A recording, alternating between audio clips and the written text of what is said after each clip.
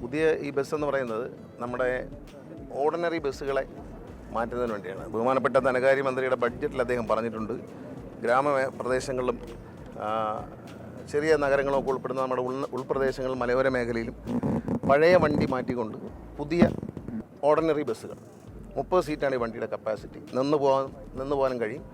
എല്ലാ ഗ്രാമീണ മേഖലയിലെ ഒരു ഗവൺമെൻറ് ഒരു പോളിസി തന്നെ ത്രിതല പഞ്ചായത്ത് സംവിധാനത്തിലൂടെ ധാരാളം പുതിയ റോഡുകൾ വന്നിട്ടുണ്ട്.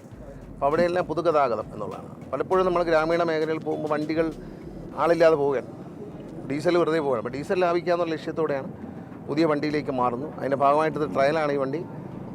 നാളെ മുതൽ കൊല്ലം ജില്ലയിലും 10 ദിവസം കഴിഞ്ഞ് തിരുവനന്തപുരം ജില്ലയിലും മലയോര മേഖലകൾ നമ്മൾ ട്രയൽ നടത്തും. വണ്ടി മലയോര മേഖലയിൽ കയറി പോകുന്നുണ്ടോ, ഇടവഴിയുള്ള ചെറിയ ചെറിയ വഴികളിൽ കൂടെ ഒക്കെ പോകുന്നുണ്ടോ എന്ന് അറിയാൻ വേണ്ടിയിട്ട് ട്രയൽ വെച്ചിരിക്കുന്നത്.